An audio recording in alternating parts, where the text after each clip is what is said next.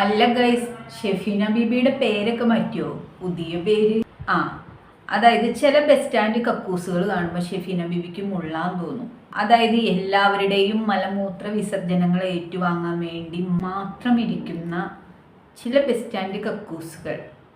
അവിടെ പോയി ഷെഫീന ബീബി കാര്യം സാധിക്കാറില്ല.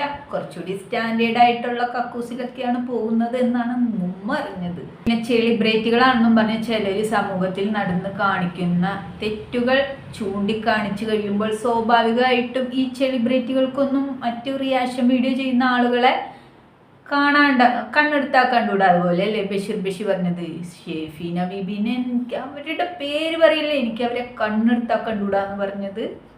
നമ്മൾ ഇതുപോലുള്ള കാര്യങ്ങൾ കൊണ്ടുവന്ന് അങ്ങനെയല്ലേ ഇങ്ങനെയാണെന്ന് പറയുമ്പം ഇതൊക്കെ ഉണ്ടാവും. സ്വാഭാവികം. ശത്രുത തോന്നാം, ഇഷ്ടക്കേട് തോന്നാം. അതിലൊന്നും നമ്മൾ വറീഡായിട്ട് കാര്യമില്ല. Never mind. അതാണ് കൂൾ ബേബി, കൂൾ. എന്ത് തന്നെയായാലും ഏട്ടൻ പണ്ടത്തെ പോലെ സഹകരിക്കുന്നില്ല മക്കളെ. ഇളക്കാൻ നോക്കുന്നുണ്ട് മാക്സിമം. പക്ഷെ ഇവിടെ ഏട്ടന് കുറച്ച് ബുദ്ധിയുള്ളതുകൊണ്ട് ഏട്ടൻ മനഃപൂർവ്വം ഇവരാലും മീൻ വഴുതുന്ന പോലെ വഴുതുന്നുണ്ട്. ഇവിടെ നിന്ന് ഇളക്കി വിടാൻ നോക്കുമ്പോൾ അവിടെ നിന്നിട്ട് വേറെ കാര്യങ്ങൾ പറയുന്നു. പണ്ടത്തെ പോലെ പാണ്ടനായുടെ പല്ലിന് ചൗര്യം പണ്ടേ പോലെ ബലിക്കുന്നില്ല. പണ്ടിവനൊരു ചെറു കടിയാൽ ഒരു പുലിയെ ഖണ്ഡിച്ചതു ഞാൻ കണ്ടറിയുന്നേ. നാരായണ ജയ നാരായണ ജയ നാരായണ ജയ നാരായണ ജയ. അപ്പം അങ്ങനെയാണ് കാര്യങ്ങൾ. അരിയും തിന്ന് ആശേരിച്ചയും കടിച്ചു കഴിഞ്ഞാൽ പിന്നെയും പട്ടിക്ക് മുറുമുറുപ്പ് എന്ന് പറഞ്ഞു കേട്ടിട്ടേ ഉള്ളൂ.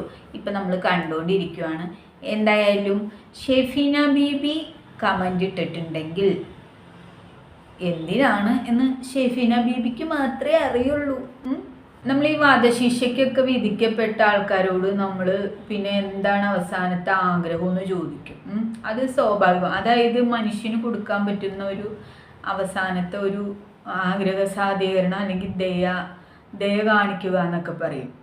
സ്ത്രീകളുടെ കണ്ണീര് കണ്ടാൽ അലിയുന്ന മനസ്സാണ് നമ്മുടെ ഷെഫീന ബീബിയുടേത് എന്നാണ് ഷെഫീന ബീബി പറയുന്നത്. അപ്പോൾ ഷെഫീന ബീബിക്ക് സ്വാഭാവികമായിട്ടും ഒരു അലിവ് തോന്നിക്കാണണം. അതിന് നമ്മൾ ആ സ്ത്രീയെ കുറ്റം പറഞ്ഞിട്ട് കാര്യമുണ്ടോ? സ്ത്രീകളാണ് സ്ത്രീകളുടെ സങ്കടം കാണുമ്പോൾ മനസ്സലിയേണ്ടത്. അതിലൊരു വ്യത്യാസമില്ല. പക്ഷേ പണ്ട് പഴമക്കാര് പറയും, ചൊല്ലിക്കൊടുക്ക് തല്ലിക്കൊടുക്ക് തള്ളിക്കള. ചൊല്ലിക്കൊടുത്തിട്ടും കേൾക്കുന്നില്ലെങ്കിൽ തല്ലണം. തല്ലിയിട്ടും നന്നാവുന്നില്ലെങ്കിൽ എന്ത് ചെയ്യണം? തള്ളിക്കള.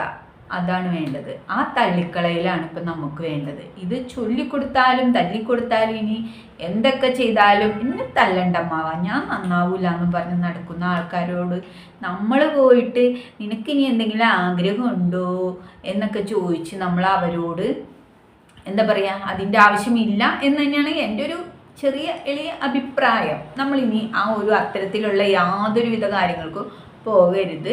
എന്താണോ നമ്മൾക്ക് ചെയ്യേണ്ടത് അത് നമ്മൾ ചെയ്യാം. ഇത്തരം ചാച്ചിമാരോടൊന്നും ഇങ്ങനത്തെ രീതിയിൽ സംസാരിക്കാൻ പോകരുത് ഷെഫീന ബീബി. മനസ്താപപ്പെടുന്നവർക്കാണ് ആ ഒരു കാര്യം നമ്മൾ പറയേണ്ടത്. മനസ്താപമില്ലെങ്കിൽ പിന്നെ അവർ മനുഷ്യരല്ല എന്നാണ് അതിൻ്റെ അർത്ഥം. ഇതിനു മുമ്പ് ഷെഫീന ബീബി ഒരു കമൻറ്റ് ഇട്ടിട്ടുണ്ടായിരുന്നു. അപ്പം അലിഞ്ഞു പോയി. ഷെഫീന ബീബി കമൻ്റ് ഇടുന്നതിൻ്റെ ഉദ്ദേശം ഷെഫീന ബീബിക്കേ അറിയുള്ളൂ.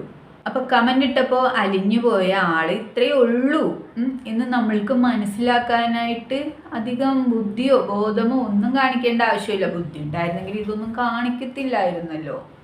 ബുദ്ധിക്കുറവിൻ്റെ ലക്ഷണങ്ങൾ എന്തൊക്കെയാണെന്ന് ചോദിച്ചാൽ ഞാൻ നേരെ ചൂണ്ടിക്കാണിച്ചു തരും ഇന്നാളാണ് എന്നുള്ളത്.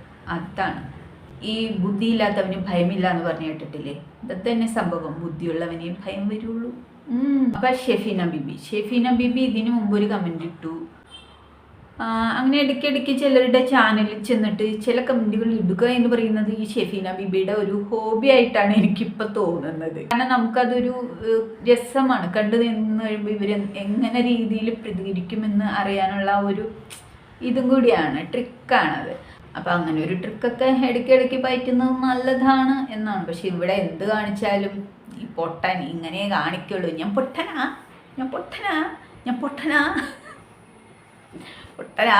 അതാണ് എനിക്ക് ചോദിക്കാനുള്ളത്.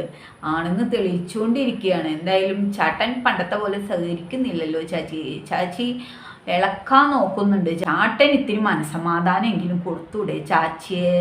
അന്തിപ്പാതിരയ്ക്ക് തൊഴിൽ കഴിഞ്ഞു വരുന്ന ഒരു ആമ്പർന്നോനോട് ഇങ്ങനെ ഇളക്കി കൊടുക്കണോ ചാച്ചി? അയാൾക്ക് ഇത്തിരി മനസമാധാനം കൊടുക്കണ്ട ചാച്ചി.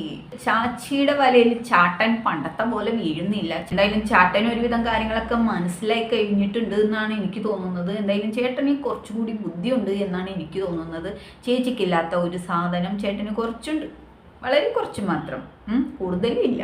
ചാച്ചി ഇവിടെ കാണിക്കുന്ന അടവ് എന്താന്ന് വെച്ചാൽ, ചാച്ചി ഈ വക കാര്യങ്ങൾ പറഞ്ഞ് ഇങ്ങനെ പായസത്തിലിട്ട് ഇളക്കിയിട്ട്, സാമ്പാറിലിട്ട് ഇങ്ങനെ നന്നായിട്ട് ഇങ്ങനെ ഇളക്കിയിട്ട് ചേച്ചി ചേട്ടനെ കൊണ്ട് ഇട്ട് കൊടുക്കുകയാണ്. ചേട്ടനെ അങ്ങ് ഇട്ട് കൊടുക്കുകയാണ്, ചേട്ടനെ പെടുത്തുകയാണ്. അപ്പം ചേട്ടനെ അങ്ങ് ഇട്ട് കൊടുത്ത് പറയിപ്പിക്കാനായിട്ട് ചേച്ചി ശ്രമിക്കുന്നുണ്ട്. പലതവണ ചേച്ചി ചെയ്യിപ്പിച്ചിട്ടുള്ള ഒരു പദ്ധതി തന്നെയാണ്. പക്ഷേ ഈ പ്രാവശ്യം ചേട്ടൻ അതിൽ നീ വരാൽ വഴുതുന്ന പോലെ വഴുതി മാറിയിട്ട് ഇതൊക്കെ വേണ്ടാത്ത കാര്യങ്ങളാണ്, എനിക്ക് വേറെ പണിയുണ്ട് എന്നുള്ള രീതിയിലാണ് ചേട്ടൻ അവിടെ സംസാരിക്കുന്നത്. ചേച്ചി എന്തിനാ ചേച്ചി ഇങ്ങനെ ചമ്മ നടക്കുന്നത് കാണുന്ന ഞങ്ങൾക്കേ എല്ലാം മനസ്സിലായി. ചാച്ചി ഇനി തേയാനൊന്നുമില്ല ചാച്ചി ഇങ്ങനെ ജനങ്ങളുടെ മുമ്പിൽ വന്ന് നിന്ന് ഇങ്ങനെ തേയരുത്. തേപ്പ് കിട്ടി ചാച്ചി ഒരു വഴിക്കായല്ലോ, ഇനിയും നിർത്താറായില്ലേ എന്ന് ചോദിക്കുന്നതിൽ അർത്ഥമല്ല. ഈ തീ ഇങ്ങനെ കത്തുന്നതായിട്ട് തോന്നും, പക്ഷെ ലാസ്റ്റ് എന്താ, ചാരവും പുകയും മാത്രമേ ഉള്ളൂ.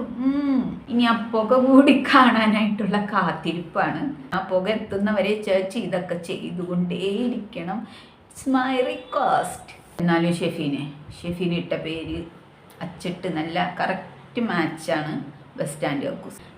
അവിടെ ആ ഒരു പേര് വരെ വരിക എന്ന് വെച്ച് കഴിഞ്ഞാൽ ഇതിൽ പരം സോഷ്യൽ മീഡിയയിൽ ഇങ്ങനെ ചീഞ്ഞ് നാറാനില്ല. പക്ഷെ ചേച്ചി ഇങ്ങനെ എന്താ പറയുക, എനിക്കൊന്നും സംഭവിച്ചിട്ടില്ല, എനിക്കൊന്നും പറ്റിയിട്ടില്ല എന്ന് കാണിച്ച് നടക്കുന്ന ആ ഒരു നടപ്പുണ്ടല്ലോ, അത് കാണുമ്പം സത്യം പറഞ്ഞാൽ ചേച്ചി ഇങ്ങനെ ഓരോ കാര്യങ്ങൾ ചെയ്ത് ചേച്ചി ഇങ്ങനെ പോയിട്ട് തേയുമ്പോഴും എനിക്കൊന്നും സംഭവിച്ചിട്ടില്ല, എനിക്കൊന്നും പറ്റിയിട്ടില്ല എന്ന് പറഞ്ഞ് ചേച്ചി ആ വീണടുത്ത് കിടന്ന് ഉരുണ്ടിട്ട് അവിടെ നിന്ന് എഴുന്നേറ്റിരുന്ന് ചേച്ചി ആ കാണിക്കുന്ന ഷോ ഉണ്ടല്ലോ, പട്ടി ഷോ, അത് കാണുമ്പോഴാണ് ഏറ്റവും കൂടുതൽ ചിരി വരുന്നത്. സത്യം. ഇനി ഇതുപോലെ ചീഞ്ഞ് നാറാനില്ല, അത്രത്തോളം നാറിപ്പുഴുത്തു. എന്നിട്ടും എനിക്കൊന്നും പറ്റിയിട്ടില്ല എന്നും പറഞ്ഞുള്ള ആ മൂട്ടും തെറ്റിയുള്ള പോക്ക് കാണുമ്പോൾ എൻ്റെ പൊന്നാര ചേച്ചീനെ സമ്മതിക്കണം.